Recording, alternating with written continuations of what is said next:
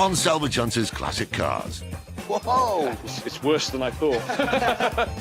One almighty project takes over the boys' lives and the garage. That's going to take ages, you know that, don't you? Yes, I know. But Are you going to do this? No. No. But as Drew adopts a unique approach to restoration, Look at that! That is magic. this time he may have bitten off more than he can chew. No. No? Doesn't work. And Paul is left counting the costs. Just give us a rough steer, because I've just got to keep this half sensible. 6-7 grand? That's a lot of money. Drew Pritchard is one of Britain's leading decorative salvage dealers. Oh, look at that. Now you're talking. And now he's ventured into the high-risk world of classic cars. Oh, yes. We'll take it all.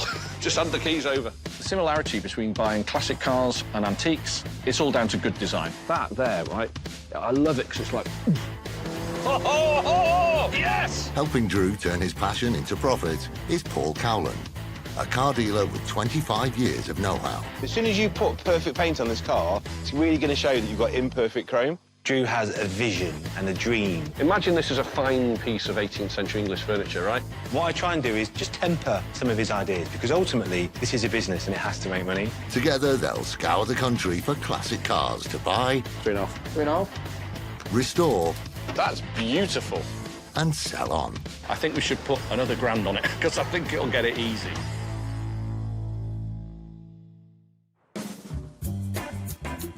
At Classic Cars HQ in rural Oxfordshire, the team are constantly juggling multiple restorations.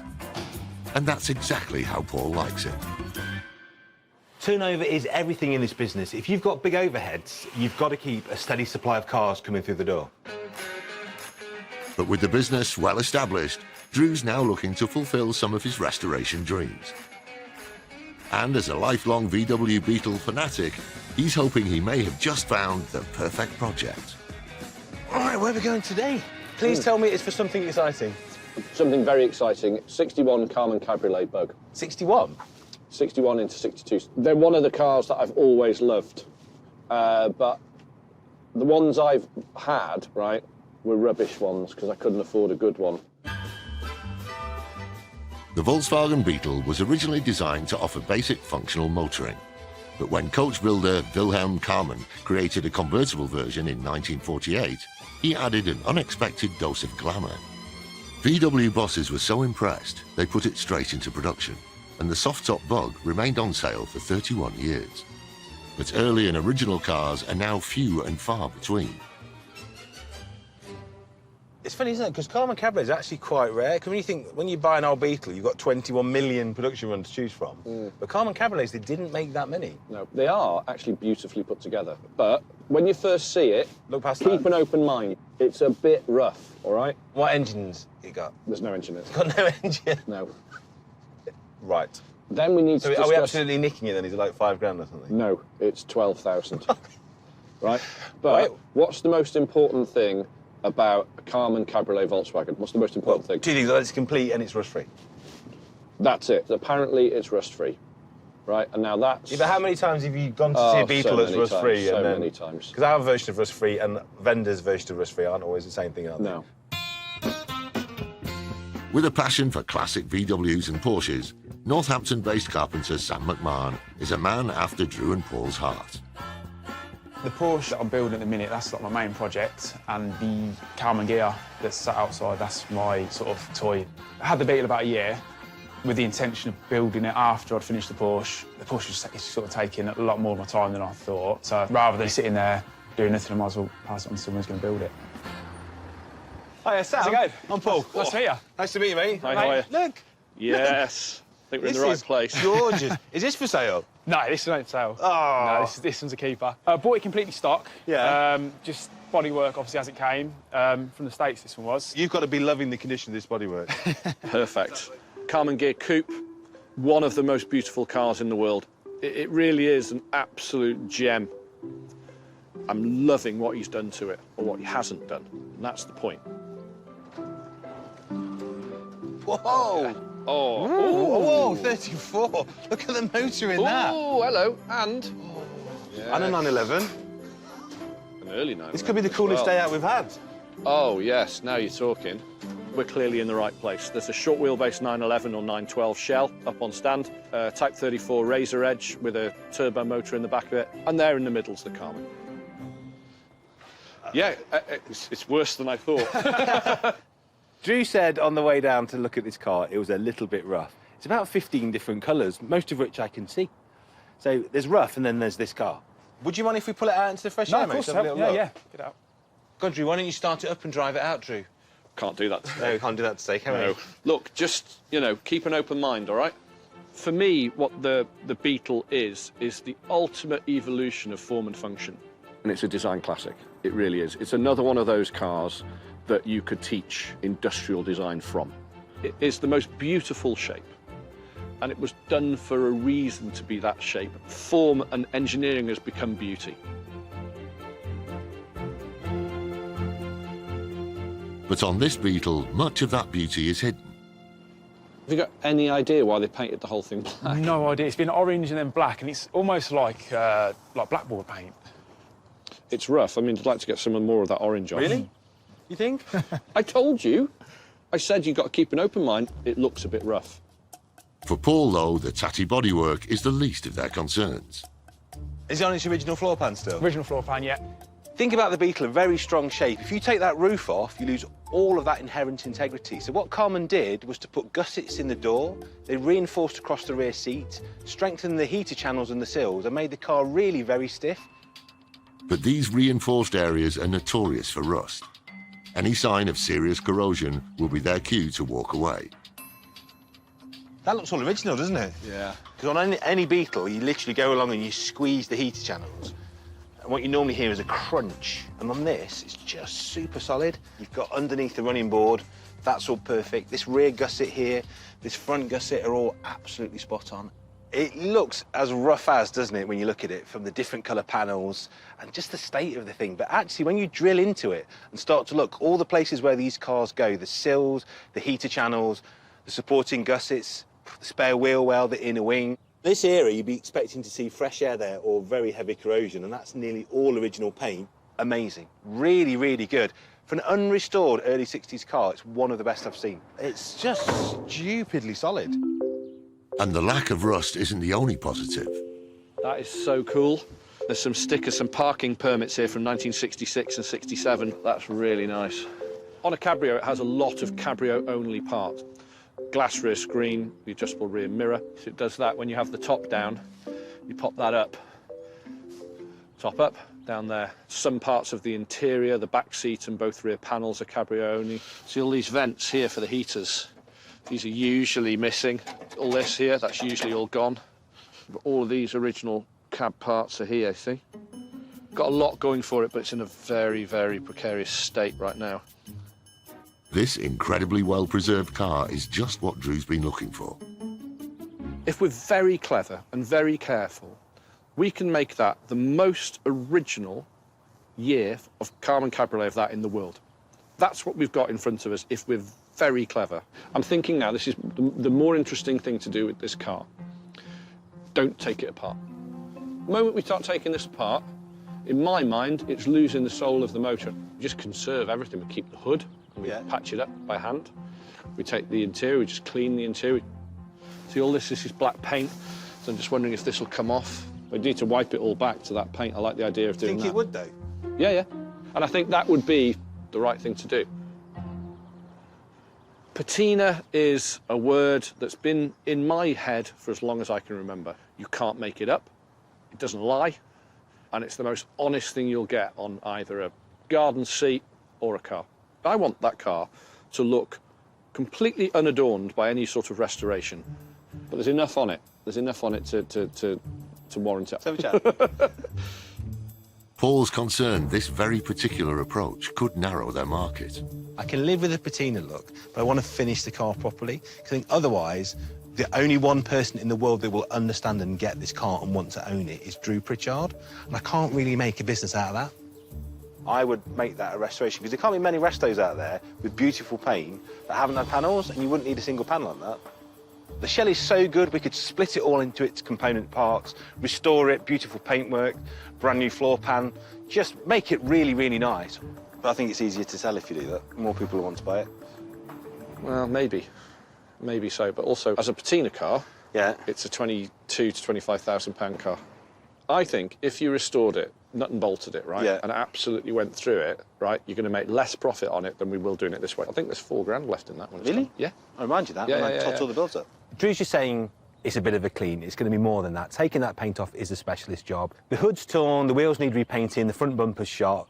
There's bits of this car missing that I know are going to be hard to find. This is much more than a simple wiping off of old paint.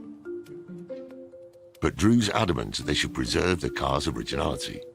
Any of the other options are going to cost double or triple doing that, and I think we can charge more money for it. I really do. I think people will pay for that.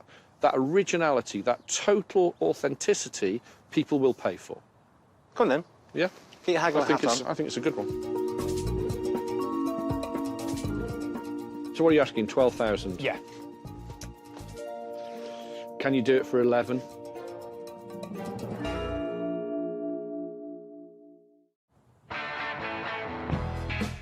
In Northampton, Drew and Paul are looking at a rare VW Cabriolet that could be the biggest project they've ever taken on. It's rough. You think? Drew wants to painstakingly uncover all the original paint, a costly and time-consuming process that means he needs to try and haggle down the £12,000 asking price. Can you do it for 11? You can appreciate just how much it needs to sort of save it, really. I'm comfortable at 11, yeah. Yeah? Yeah. Marvellous. Thank you, Sam. Thank you very much. Does look like a lot of money, doesn't it, for basically a car with no engine and gearbox? But actually, for a genuinely rust-free original panelled shell, I think that's a bargain. It's going to be hard, it's going to be time-consuming, it's going to drive people nuts. But I tell you what, when it's finished, it will knock your socks off. Let's crack on. See you later. Thanks, mate. With a mammoth job ahead, it's straight back to the workshop. It rolls all right, doesn't it? It does, yeah. And head mechanic Michael halts all other projects to focus on the Beetle. Ah, yeah. This is a race modification. Is it? They did in period for weight saving. Ah. Yeah, this is the Volkswagen Fresh Air. Getting a new engine is the least of Paul's worries, but he needs it done quickly. Not being able to drive the car means I can't test the steering, the brakes, the gearbox. It's all a big unknown, but the lack of engine on a Beetle doesn't worry me. They're the simplest engine to fix in the world anyway. There's tons of decent second-hand ones. It's not a problem. For the 65 years they were in production, the basic engine design of the Beetle remained largely unchanged, and the team soon sourced a reconditioned 1200cc unit similar to the car's original motor. Right, ready? But until it's mated to the existing gearbox, Paul won't know if there are any nasty mechanical surprises in store. Want to come in over a bit, the carb's going to clatter into there. Once the motor's running, a belated test drive can finally take place. We'll just take it around the yard? Yeah. Whoa, that's the wheel catching on the inside. No, you haven't set the steering up yet. Is it a work in progress? Hey, mate, last time I saw it, it was a box of rubbish. Exactly, now it runs and drives under its own steam. I love this thing. Why do I love these old Beetles so much? I remember the first time I ever drove a Volkswagen. Massive smile on my face, and that's never gone away. And there's not many cars that do that to you. Top of the range. Yeah, it really feels like top of the range in here right now. And I am relieved, I'll be honest with you. We've done a few circuits of the yard. It's not exactly a full road test, but now I at least know the suspension works, the gearbox works. There's some fettling to do, but the car's OK. I'm not worried about the mechanical side. I just wish I could say the same about the bodywork. I do like the idea of the patinated paint. That's going to take ages, you know that, don't you? Yes, I know. But Are you going to do this? No. No, that costs money. It's worth it. This car is maybe one of the last in this state. Yes, that's right? very true. If we get it down to yellow paint and what's below the yellow, I'm OK with that. Probably if it primer. goes through, primer, and a little bit of bare metal, that's OK. But no black on it at all, all original parts wherever possible, and don't take anything off the car that you don't need to. To get a car to look lived in, authentic, and use as much of that original paint as you can is a huge amount of work. We're not talking hundreds, we are talking thousands and thousands of pounds. So we've got to try and keep things sane and down the middle and profitable, because I think this could easily run away. But Drew's determined that original is the way he wants to go, and in North Wales, there's been an important delivery. Bit of good news this morning, got this in the post, and this is from the Auto Museum Volkswagen, giving all the options, the day it was made, the day it was delivered, who bought it, where it went to. You know, it's a wonderful thing to have. So this is for our 1962 Karmann Cabriolet, four-seater convertible, model designation number 151. The customer was Ryan Hay, and this is the interesting bit. Options. It's got the M128 white wall tyres, so we can pin those down and put that back exactly right. This birth certificate is a blueprint of how the car would have looked when new, and it also states that the car was fitted with an olive green hood, which suggests the current black one isn't original. So that car came with an olive roof from new.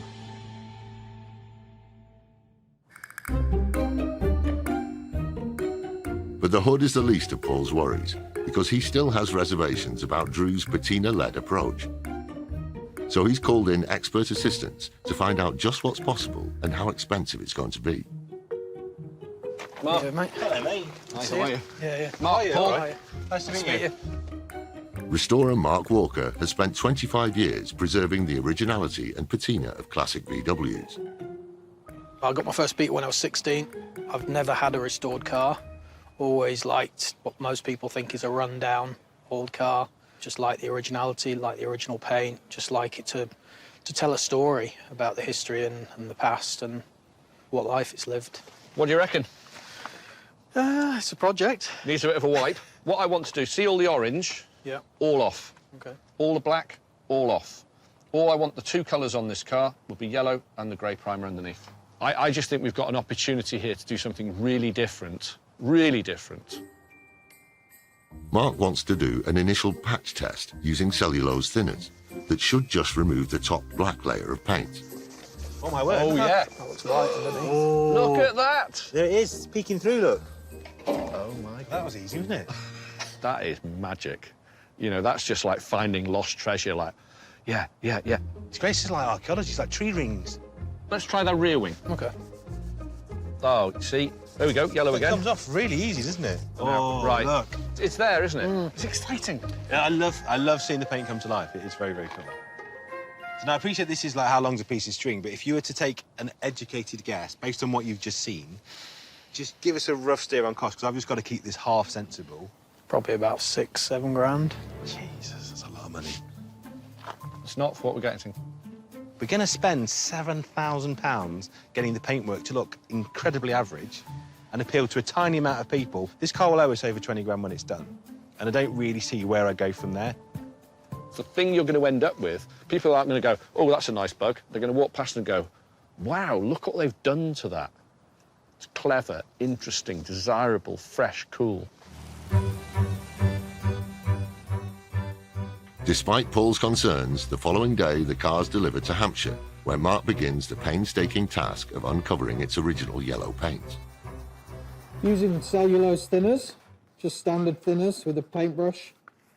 Just trying to work it into the metal. Thinners won't actually touch original Volkswagen paint. Volkswagen used what was called a nitro lacquer, and it's just very resistant to cellulose thinners. But as the black paint comes away, Mark's uncovering a few things that are bad news for Drew in his quest for originality. Things like this front wing here, we assumed that was original paint to begin with, but actually it's not. You know, there's lots of blistering where the surface rust has crept right under the paint. This will sort of detract from the end product, and it'll make the car less saleable as well. Getting the Beetle to look as original as possible is no longer just a case of simply stripping off the black. And while Drew had hoped to avoid using any fresh paint, it's a compromise he's going to have to accept.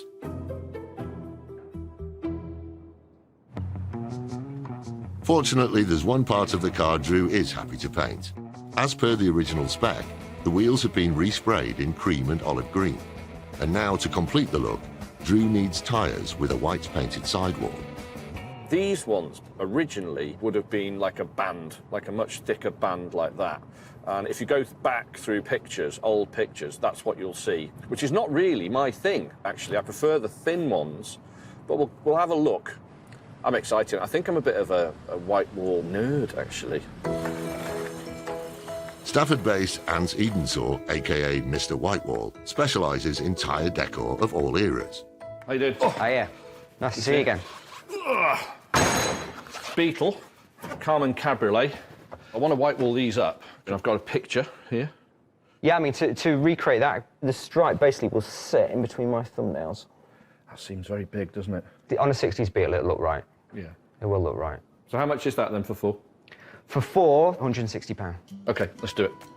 So I've known Ant for a while. He has done 2 or 3 cars for me now. Always a perfect job. I don't like big white walls, frankly, but that's what the car would have had.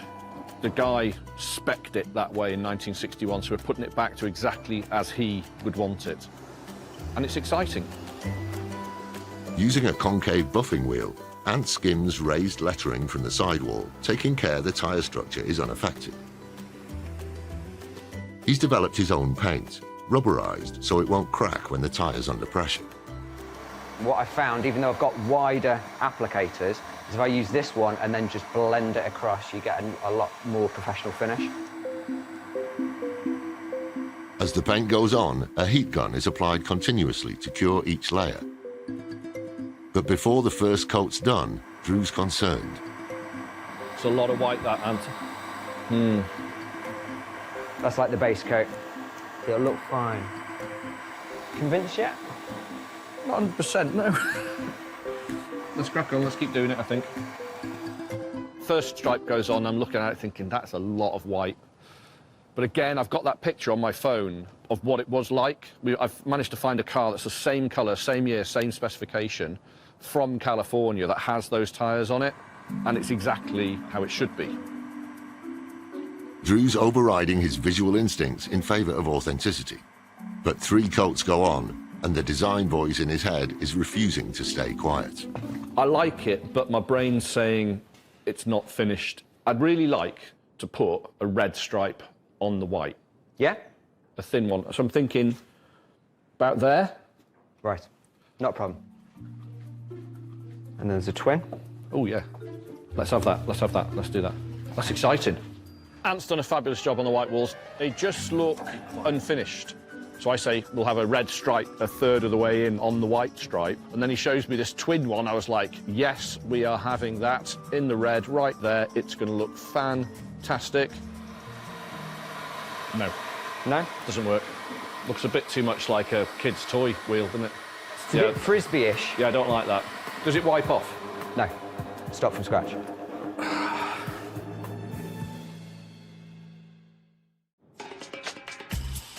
Drew's convinced Paul to go off-piste with a radical restoration approach to a very rare Karmann Cabriolet Beetle.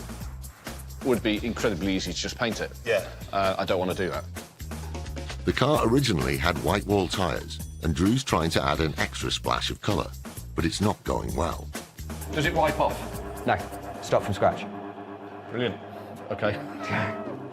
How wrong could I be? It looked dreadful. I was smirking going, well, you've got that wrong, Pritchard. That is an absolute dog's breakfast, that.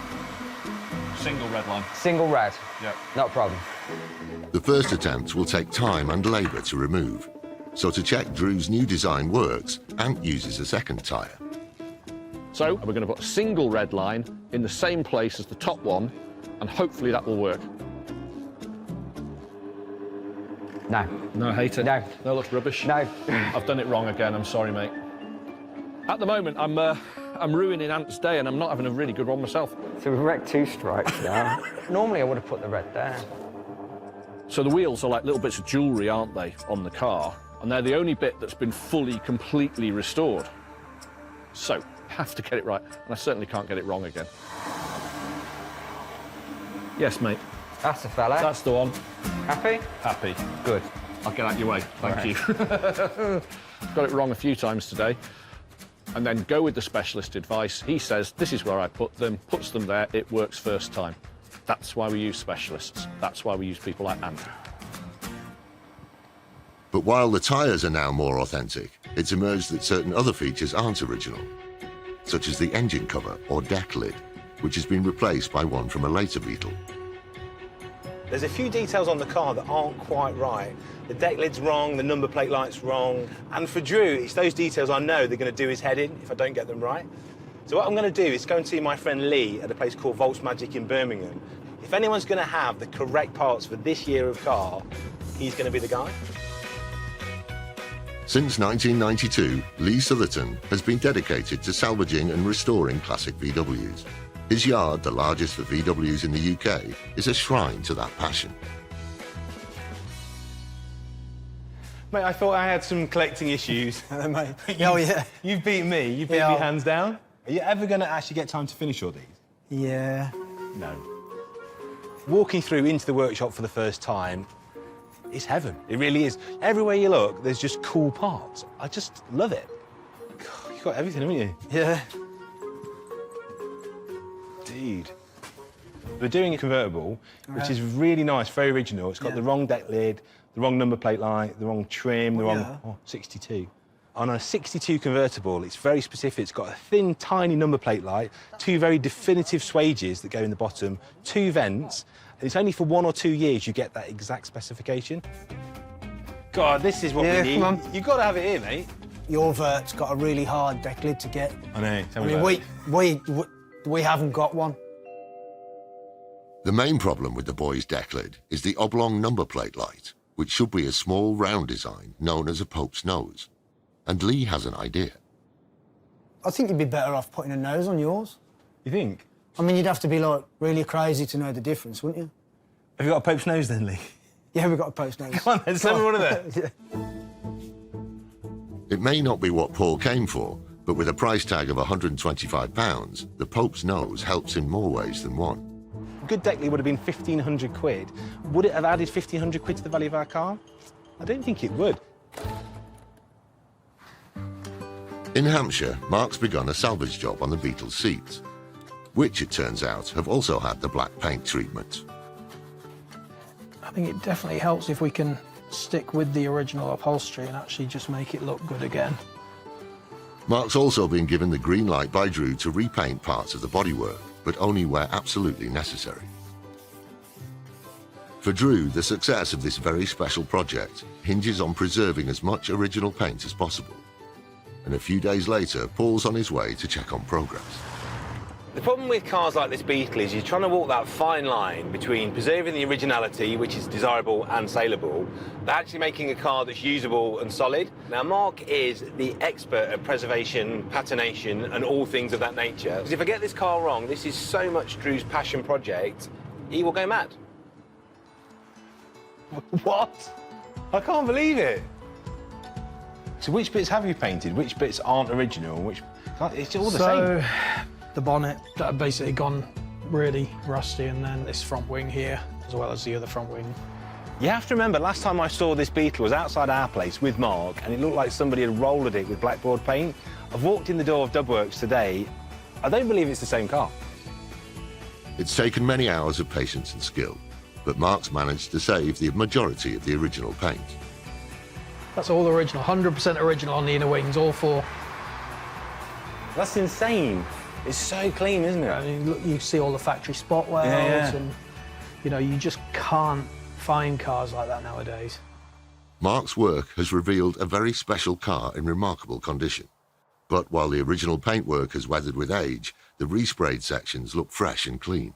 The Volkswagen scene is very picky, it's very discerning. Those guys, if they have a patina car, it's either got to be 100% genuine patina, or if it's been repaired like ours has been, it's got to be so well aged and so well done that you can't tell. Luckily, I think I know just the guy to rescue this situation. Paul's calling in graphic designer Steve Parsons. Steve. How you doing? Hi, mate. Who for 6 years has been mixing his artistic skills with his love of old VWs. The job I do is what I like to term patina blending. It's literally looking at the vehicle and understanding how the vehicle has aged over the years and just trying to replicate that into the new panels. Everyone seems to be wanting to preserve what's there. And it's strange because my passion's always been Volkswagens and I've always loved rusty things. So all of a sudden the two came together and it was just like a match made in heaven for me. It was amazing. So, mate, here's our patient. So just getting all this new paint to look like all of this old paint. So what are you thinking? It's normally picking up on, like, we can see, like, the higher spots where the thinner paint would be is where it rusts mostly. So do you tend to add or take away? So are you taking stuff away from good paint, or are you adding effectively patina? Oh, purely adding. It's not a degrading process. It's almost like a wash, and then you can build off that. So, like, there's a nice little dent, so that would pick up around the edges. It would just keep building it up, so as a look, so you've got greys and blacks, and you've got it all going on. The materials being used here today aren't all that, really. You're talking sable brushes, little pots of enamel paint. The skill here comes from the artistry. It's what Steve's doing, applying that paint and where he's doing it, and the fact he's just exactly copying damage from further around the panel. You can't tell the difference, and that's what will make this car look incredibly well preserved. That's amazing for a first pass. Yeah, it's getting there. That really looks like rust. Trick in the eye. As well as imitating the car's existing patina, Steve also uses his own experience of Beetles to add in realistic details. So around the headlight bowls come down. A little rust run there, look at that. It's such an optical illusion, because I know you've just painted that on, but now, to me, that looks like that's chipped off and there's metal underneath. And it looks 50 years old, doesn't it? Absolutely. If somebody comes and they can't see what I've done my job right. With the paintwork finally nearing completion, Drew's turning his attention to the roof. Having initially thought the hood wasn't original because it's black, not green, Drew has a new theory. I think that is the original hood. It's been painted black, but I think before that it was green and it's just sun bleached itself. It's bleached all the colour out of it over a 20, 30-year period, and then somebody's painted it black. That's what I think it is. I think that's the original hood. Drew's arranged to show the hood to a specialist, and if he's right, to have it carefully repaired. But the car's been sent on ahead, and this will be the first time Drew's seen what Mark and Steve have done with the paint. I haven't seen the car in weeks. They've had to do some paint on the car. I just hope they've done the minimum amount necessary. They know what they're doing. But I'm still nervous because this car is very much my thing. So I'm hoping they haven't done too much. That really is the main thing for me. Whoa. God.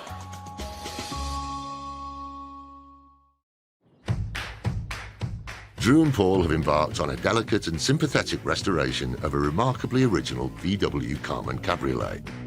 Already it's starting to look like it's always been there, which is mad, because that's fresh paint with fresh patina, and it looks 50 years old, doesn't it? Drew wanted to save every inch of the original paint and hasn't seen the car since some of it had to be resprayed. Oh, what? That is superb. Wow. Amazing. I'm well pleased with it. Drew's seeing the car at the workshop of expert classic car trimmer Mark Grech.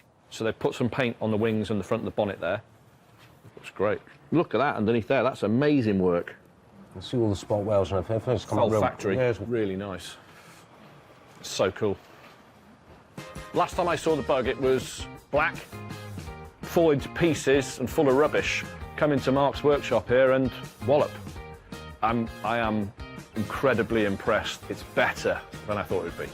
They've done a lot to it. They've done a lot to it. I like all this. Looks great. The careful preservation of the paintwork has allowed the originality of the car to shine through. And Drew wants to take the same approach with the hood. I mean, I don't know if this is the original hood. What do you reckon? I would imagine it is. Going by these sort of fixtures, they look like pretty much like they've been on there most of its life. I'm still convinced that that is the original hood. Mark thinks so too. The more I look at it, the more original it is. It's just faded down, and then the idiot who painted the car black painted the roof as well. The hood's weathered appearance is in keeping with the car, but with various rips and tears, it needs some careful TLC. I just want to try and retain as much of that as you can.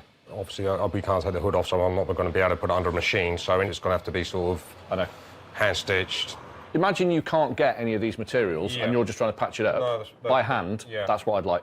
That, for me, is the dream. To almost everybody on the planet, that would look like a really tatty hood. I'm going to use the patina word here. It's got it. It adds to the overall look and originality of the car. because you can't buy originality. You just can't buy that in shops. See, that looks completely original to me. Yeah. That doesn't look like it's ever been apart, I don't think so. What we'll end up doing is just putting a series of stitches all the way along these, just to keep the head lining up off your head and retain its sort of shape a little bit better. See all this stuff where the horsehair's coming out here? Yeah. Are you able to patch that up at all? What I'll probably end up doing is trying to use the original material there to just retain it and then put a section over it. Just so it doesn't get any worse. No, Conserving what we've got. No, that's fine. Making this hood usable while preserving every shred of the original is a highly skilled job. But Mark's other projects are evidence not just of his craftsmanship, but of his willingness to go where others fear to tread. Why'd you build this? I always fancied building something gothic, Yeah. horror themed. There's a coffin in the middle of the seat rest. Yeah, it's a drinks cabinet. This is great. Yeah. I think we're in the right place. Yeah. We've definitely got the man for the job. You have to have a certain mindset to get into this sort of thing. People who look at things in a different way, and I love that. The only question now is whether Mark's dark arts will be enough to bring about the resurrection Drew needs. The restoration conservation of the hood, not an easy thing to do, but do you know what? It's okay if we go on double hours on it because we're not buying the material. We're patching up what we've got, stains and all. I'm going to leave you to it. Okay. Thank you, mate. No worries. Nice one. All right, see you later. Cheers. Ta-da. Thank you.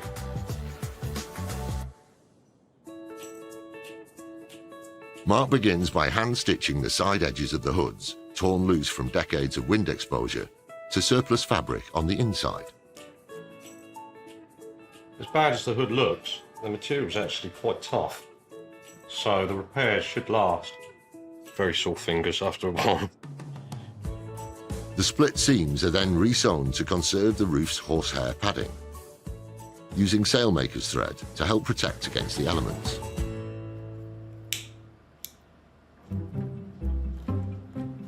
Normally, we would take all this apart and machine it. We'll do what we can. We'll get it looking something like it used to look.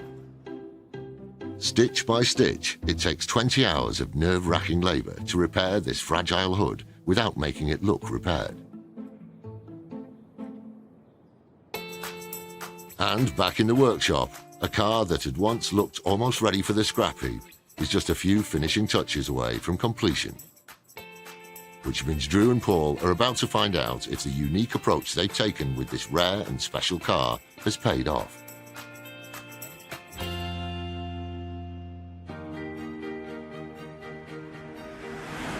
This is a car that I have huge affinity with. This one got under my skin because underneath that appalling paint and the terrible, terrible state this car had got into was a real gem. The heart and soul of the car was completely there. There was that little diamond in there, but I've not seen it complete. I've not seen the finished article, and I can't wait to see it. Good morning. Hello, mate. Are you going to do a grand unveiling? Oh, yeah. It's so grand. You're going to love it. Can't wait, mate. Can't wait for this one. Doing a patina car is really tricky. If you get it wrong, you can just look like you haven't restored the car properly. If you get it right, if you absolutely nail it, the car just looks like it's survived for 40 or 50 or 60 years. Wow. That is absolutely fantastic in every single way. The shutters come up and Beetle comes out. I'd seen it nearly completed, but now with all of the chrome on it and the number plates on it, it just looks $1 million.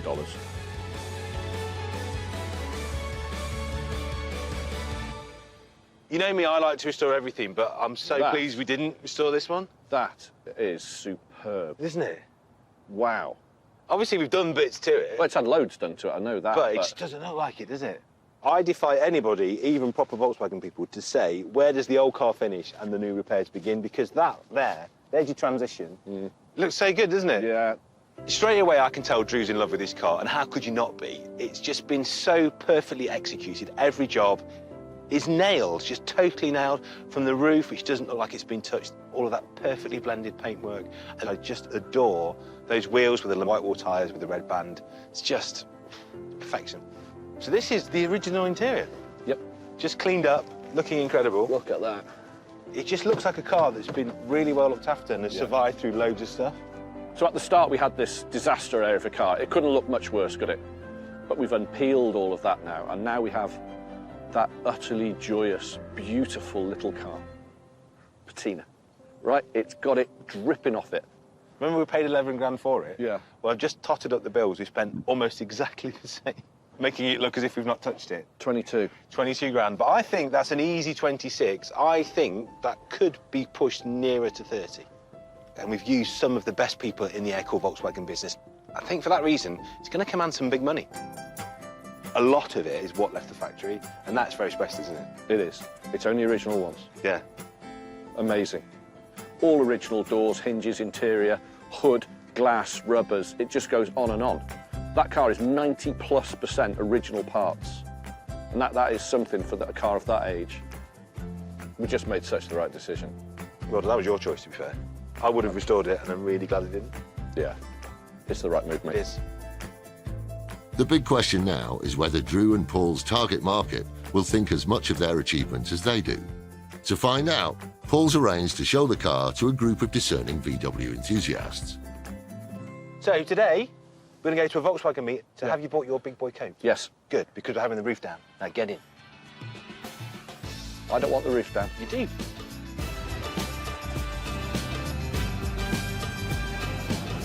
Oh, listen to that. It's just fabulous, isn't it?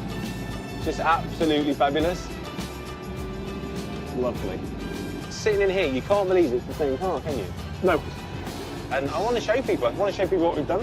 When this gets out there, unwelded, uncrashed, original paint Cabrio. I think we've taken it to the point now where it's just perfect for the next owner, anyone that wants a proper patina car. Also, I think this is actually investable, this car. Definitely. Because I wouldn't buy a restored one over this. No way. How chic is this car? It's beautiful. I am in love with this. I do think we are going to find a home for this very quickly. Yeah. Drew and Paul's destination is a VW meet at Caffeine and the Machine near Stratford-upon-Avon, which is attended by passionate enthusiasts from across the UK. Fabulous. That's lovely. It's definitely like Patina Survivor Day, isn't it? This is kind of where it all began. This is it. Isn't it? I mean, this is as close to the original design vision as you'll ever get, isn't it? Yeah.